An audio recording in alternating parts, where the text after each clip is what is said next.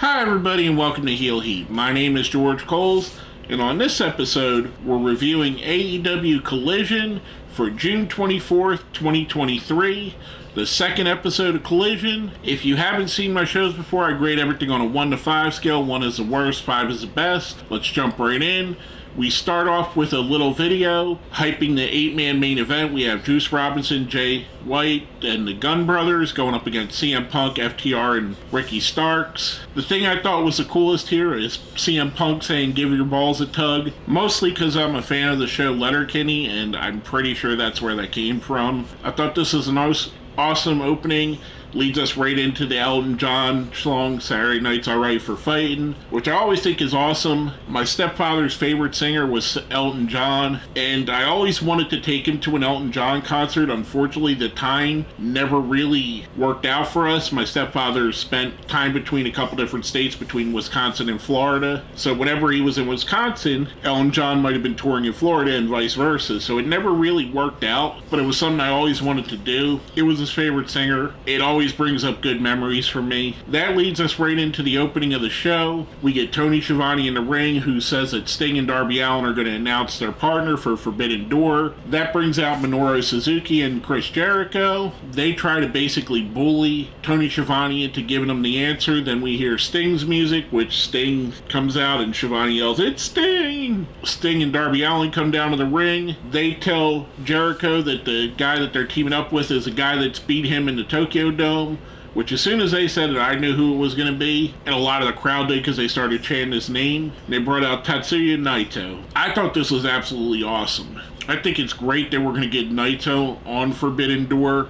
I don't think he was part of last year's, so it'd be cool to see him in that environment. I might have preferred him in a more prominent match, like maybe a singles match for the international title with Orange Cassidy, but I like seeing him either way. This opening segment I thought was really good. I'm giving it a 4. I thought it was really good.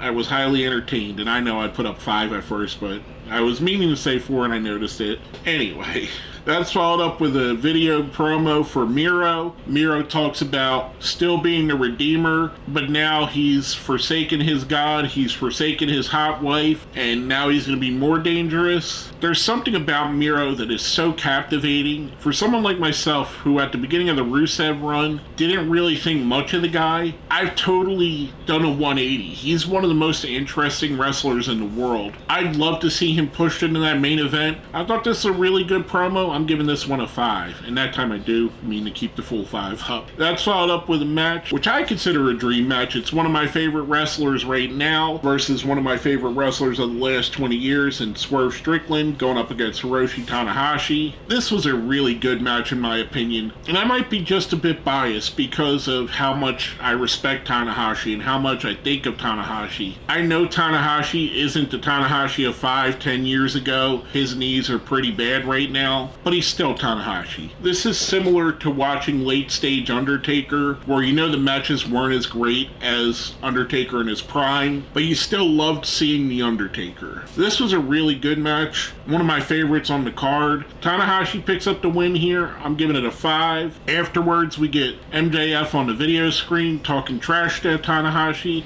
I thought this was all really awesome. I love this. I like the setup. I also like the kayfabe of MJF saying he wants to be in the first match. That way he doesn't have to watch the rest of the independent Japanese wrestlers, which is a cool way to basically explain why the world title's on first instead of the main event, where we all know the real reason is Bryan Danielson versus Kazuchika Okada is an absolute dream match. Like I said, I enjoyed this entire segment. I gave it all a 5. That's followed up with a match with Brody King versus Andrade El Idolo. This is a continuation of the feud that seems to be starting up with Andrade in the House of Black. Last week we seen him go up against Buddy Murphy, or Buddy Matthews now. I thought this was a really fun match, a really hard-hitting match, kind of a strong style match, reminiscent of something you would see from Gunther or Sheamus. these guys just beat the crap out of each other, and I thought this was really, really good. I enjoy this feud. Andrade picks up the win when Matthews comes down and basically interferes during a figure eight, which Andrade is putting on Brody King. I like the fact that he's incorporated the figure eight. He doesn't do it quite as well as Charlotte, so I'd like to see him maybe use it as a every now and again move instead of an every week move. But this was good. The only setback I'll say is afterwards when we have the 2-on-1. Why was there no help for Andrade? Before he was injured, he was part of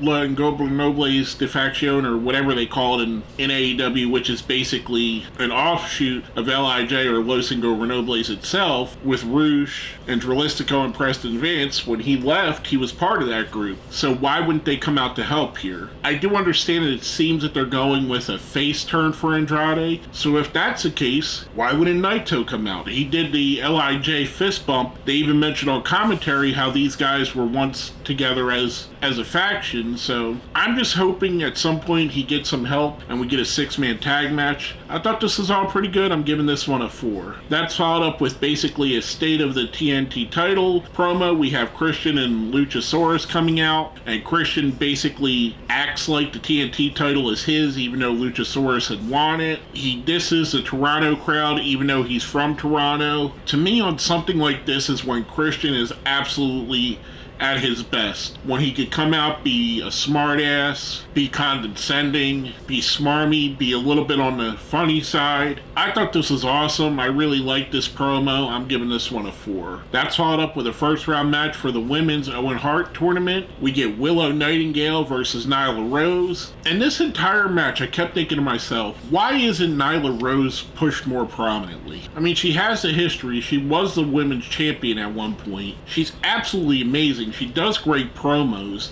She's believable as a heel. She could be a believable babyface, kind of similar to a Samoa Joe type character. And I just think she's a little bit underused. Willow as well. Willow Nightingale, I think, is a little bit underused as well. I thought this is a really fun match. Willow Nightingale picks up the win here. Afterwards, we see the Outcasts come and surround the ring. They get ran off with Sky Blue comes out with a chair, which is pretty obvious they're pushing Sky Blue to be the next contender for Toni Storm, which I don't hate it. I think it's going to be a great match when they do wrestle each other. The only thing I worry about with Sky Blue is, are we going too fast with this push? Is it too much too soon? We'll have to see. I think she's charismatic. Obviously, she blows Twitter up every time that someone takes a picture from the back of her. And if you don't know, I mean, you could go and check it out. I'm not going to say much more about it. But I thought this was all really good. I'm giving this one a 4. That's followed up with a backstage promo with Scorpio Sky. Basically, he says, last week you seen all of my achievements in AEW, but I did that where I was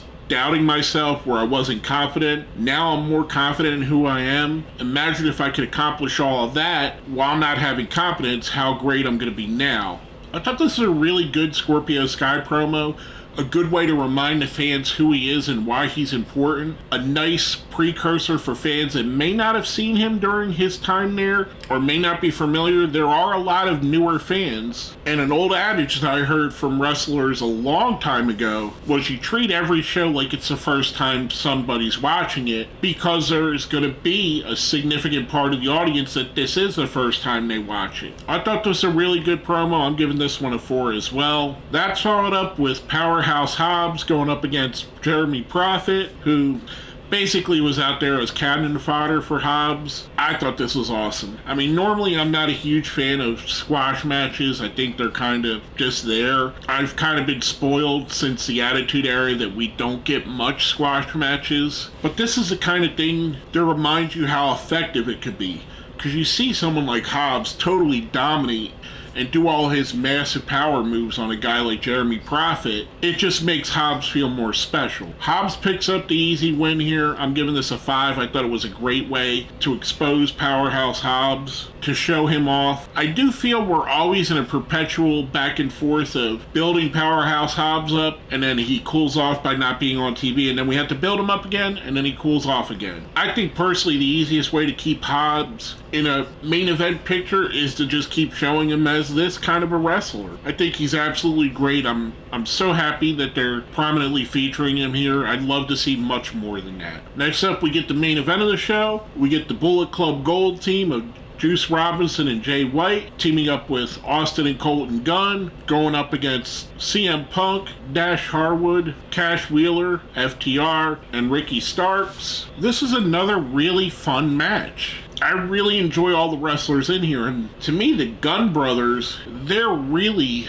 picking up steam and really coming into their own. I actually think they're better now than when they were earlier this year when they were tag champions, and they seem to be growing and growing. Teaming up with guys like Jay White and Juice Robinson and being associated with them is really going to help. Being in the ring with a team like FTR every week, being in the ring with Ricky Starks and CM Punk as well, is going to help them. I rather enjoyed this. I think it really sets up the two sides of what's going to be basically the two main event factions on the show, CM Punk and Friends and the Bullet Club Gold. It seems to be what we've gone for at least the first 2 weeks. At some point, I'm going to love to see CM Punk versus Jay White in a solo match. Juice Robinson, I think, has broken out in AEW in a way that no one would have expected. I think he's better than he's ever been right now. His promos are so good, and the roll of quarters things that he's doing, it really harkens back to a different time in wrestling, but in a very good way. You're bringing back something that's a classic thing that everybody bit into,